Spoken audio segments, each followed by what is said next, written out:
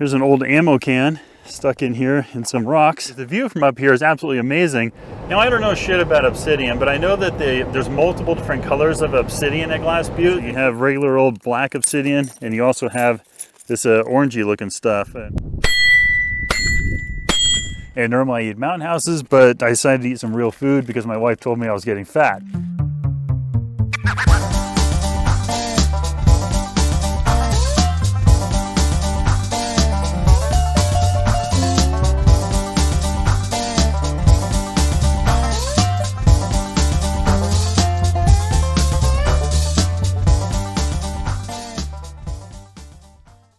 Hi, I'm Brian from Northwest Bronco. Welcome back to the channel. So we're back here in the Oregon Desert for another adventure, and this is a 2-day, 2-night trip. Now this is either going to be a 1-part video or a 2-part video. It depends on how things go today. So let me tell you first about what's going on tomorrow. Tomorrow is going to be the big day, and that's the main reason why I'm out here. And that is to actually find, hopefully, the homestead of Bill Brown, who was a very famous horse rancher out here. And he has a house that I think I may have found the location of, and I'm going to go find that tomorrow. That's the primary goal of this trip. So without further ado, we're going to hop in the Bronco and just start driving some roads and see what we can find.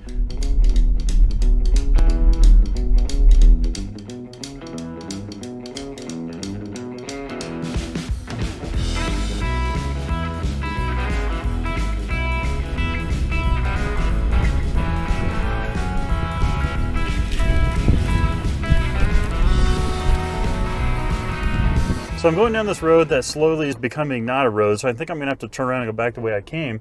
So I'm going to go back the way I came and head up to that mine slash quarry. I think it's actually a quarry more than a mine, and check that out.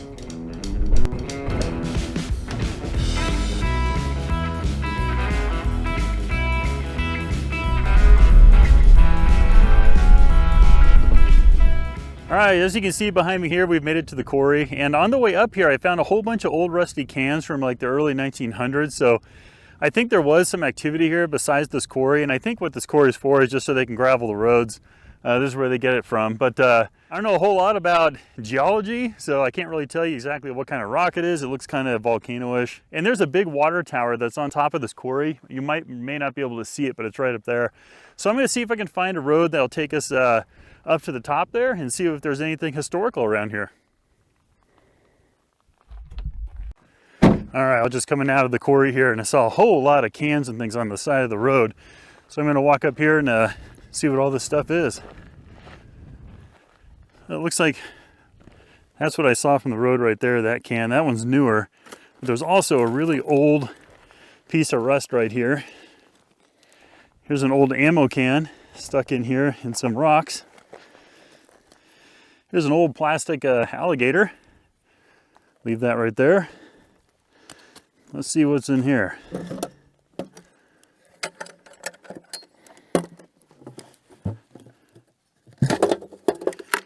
Oh, you know what this is? This is a geocache. I'm not a geocache guy, but I've heard these things are around. I've actually never found one. But this is a geocache thing. You can see people have handwritten notes on here. And there's some other things in here, like that plastic alligator, which I'm actually going to put back inside. And then a note, American flag, says Happy 4th of July 2009.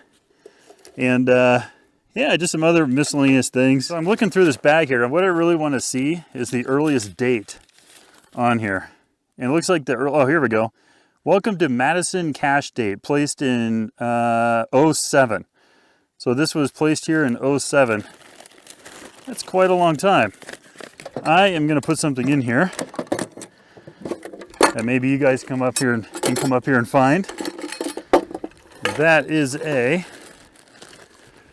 Northwest Bronco sticker. So if you find this, you have my permission to go ahead and take it, as long as you can comment in my video that you found it.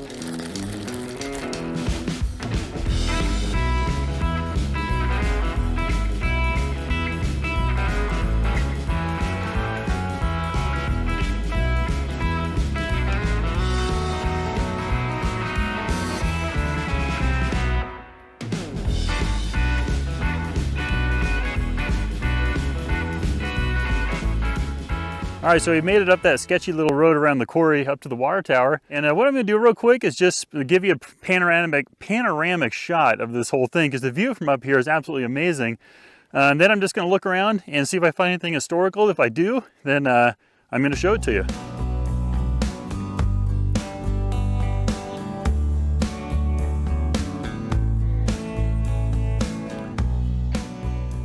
All right, one thing we did find up here, and these are all over the place out here, but they're a U.S. Geological Survey marker. And you can see the date on here is 1966, and it says number 1. I don't know if what that means. If you know what the number 1 is, put it in the comments below. All right, here's another one that's up here. This one's, it's the same thing, except this one says 1966. It was a grassy, which I think we're actually on Grassy Butte. So that one makes a lot of sense. And there's one more up here, and this one is same thing, 1966 with a number 2. I'm curious what the 1 and 2 is, so put that in the comments below if you know what those numbers are. So it looks like that's about all there is up here. This water tank actually has no carvings on it whatsoever, which is kind of bizarre. Normally they're covered in some kind of graffiti, which means no one really comes up here, and I can kind of see why there's no reason to come up here. But I did find one thing kind of funny on the tank I'm going to show you before we get out of here, because it's getting kind of late and I want to get to camp. So let me show you that thing, and then we'll hop in the Bronco, head back down, and see what else we can find. If we don't find anything, head to camp. All right, I got to extend the selfie stick here up high to show you that. What on earth kind of sticker is that? If that's your sticker and you put it on here, tell us the story in the comments below.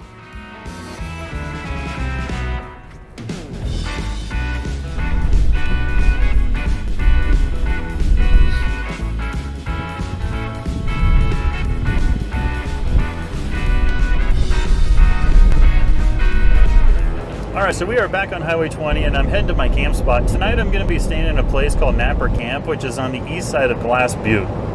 Now, if you have a family and kids, you want to bring them out to the desert and have a little bit of fun, I highly recommend going to Knapper Camp, because there's really hardly anyone there. But the kids bring some shovels and hammers, because that's where there's a whole bunch of obsidian. Now, I don't know shit about obsidian, but I know that there's multiple different colors of obsidian at Glass Butte, including like orange and red and black. I don't know a whole lot about it, but I know that there's rockhounds that go out there and they mine for the obsidian, and then they make jewelry or some replica arrowheads and things like that. They'll make that out of obsidian. So one fun fact about Glass Butte is that they have found obsidian from Glass Butte all over the state of Oregon, including all the way to the coast, which means that Native Americans back in the day in Oregon would go to Glass Butte to collect their obsidian and then go back to where they were settled. This is right in the center of Oregon, and they dispersed all the way to the perimeters of Oregon with this obsidian. So just kind of a fun fact. So I just passed Hampton. I got about 14 miles to go, and then I'm going to turn off where Knapper Camp is. And then before I set up camp, I'm going to show you 2 dispersed spots that I highly recommend that are kind of hidden that not many people know about, because when I'm staying there, there's hardly anybody out there. Now, when you first drive off of Highway 20, there's some smaller dispersed spots right at the entrance, and I recommend those spots for like a car. Those are really good little spots. In fact, that's one of my favorite places to stay, and that's where we're going to be staying tonight. And then as you roll through the main camp, that's where you're going to find maybe an RV or two, or maybe like a family down there, because there's a little creek in the main camp area. But my all-time favorite place to stay, this is usually where I go with my son because the spots are a little bigger, is if you keep going through the camp, the road will Y, and follow that road to the left, and on the left side you'll see 2 really nice big dispersed spots that are kind of right down in the middle of a canyon, and the view is actually absolutely spectacular. So I'm going to make my way to those spots on the far end and show you what those look like, and then I'm going to head back to the spots more towards the entrance, because one of my favorite spots is there, and that's where we're going to be staying tonight.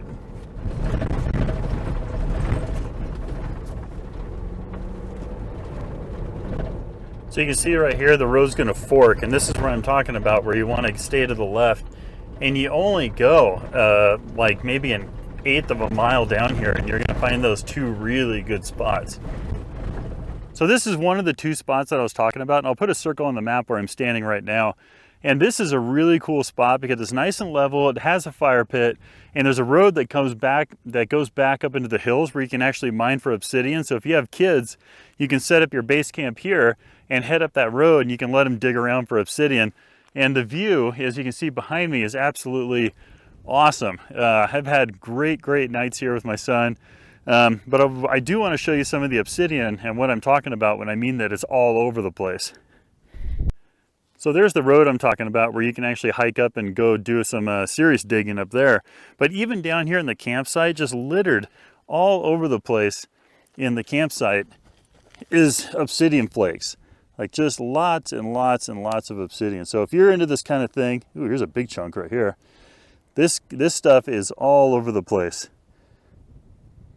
So one thing that's kind of cool about this spot, I actually found the best can that I've ever found here, and it was a solder bottom can where I could still read the label, which was amazing. And it was off in the sagebrush just outside of the camp, and I can't believe no one's ever found it, or at least taken it. But anyway, I'm gonna hop in the Bronco because we need to go into the spot we're gonna be staying tonight, and I'm gonna show you why I'm gonna be staying there tonight because it's absolutely beautiful. So this is one of the main campsites down at the bottom of Glass Butte. This is kind of where most people would stay. They have about 3 or 4 or 5 of these spots that look like this. But as you can see, all the people that do all their digging for obsidian, they come down here and they chip away at it. And this entire fire ring right here is surrounded by nothing but obsidian flakes. And you can see there's all different colors of it. So you have regular old black obsidian, and you also have this orangey looking stuff. And like I said, I don't know anything about obsidian, but there is multiple different colors here.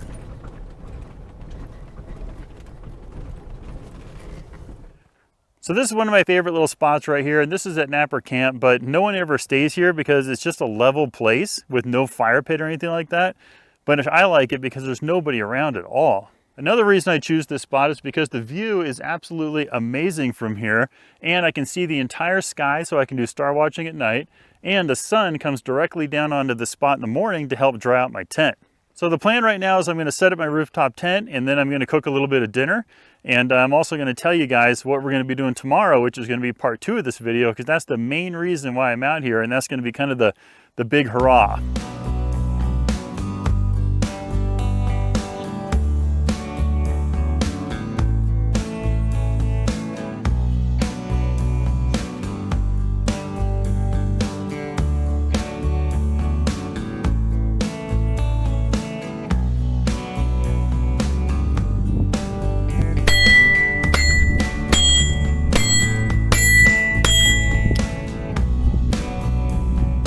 All right, we got a little bit of shooting practice in, so that was nice. And now it's time to cook us some dinner. So what I'm gonna do is I'm gonna use the jet boil in the little jet boil pan. And this is gonna be really simple because, as you all know, I don't like prepping food in camp. And normally I eat mountain houses, but I decided to eat some real food because my wife told me I was getting fat. So what I brought here was some just regular old steak bites. So this is top sirloin, and a can of mixed vegetables. So I'm gonna cook up the sirloin in the pan, and then when that's all done, I'm gonna dump the vegetables in, get that warmed up, and I'm just gonna eat it as one big skillet.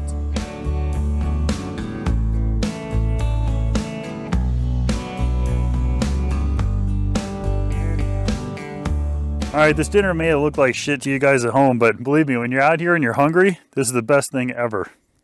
All right, let me tell you about the big surprise for tomorrow. And tomorrow's plan is that, I don't know if you guys have ever heard, but there's a man named Bill Brown, and he was a rancher out here in the Oregon desert, and he was at one time like one of the top 3 richest people in the United States, and he was the richest person in Oregon.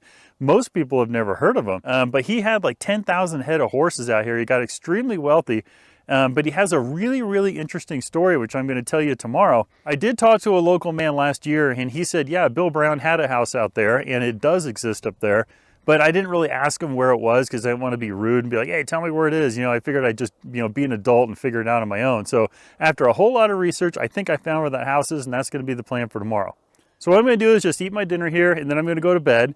But in the morning, when I get up, I'm going to tell you about the story of Bill Brown before we leave camp, and then we're going to go find that house. So we will see you guys in the morning. Then I pull over and show you guys this big ass hole. I just turned off on the road. It's going to take us to where we want to go, but we're going to go about 20 plus miles down here, and that's where Bill Brown lived. This guys is truly, truly amazing. This is kind of cool. Old oil can right here.